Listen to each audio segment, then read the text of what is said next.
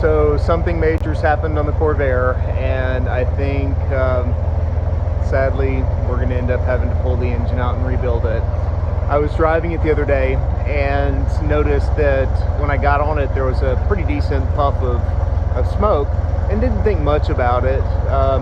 Man, by the time I got home it had started to knock just a little bit. Well, not knock, it sounded like lifters were clattering. And so I got home, shut it off, checked the oil, and it was 2 quarts low. Hadn't dripped anything, and I couldn't see it burning anything except for that one time I got on it. And changed the oil, fresh oil in it, the lifter clatter went away. But this thing has had some blow-by since we first got it, and now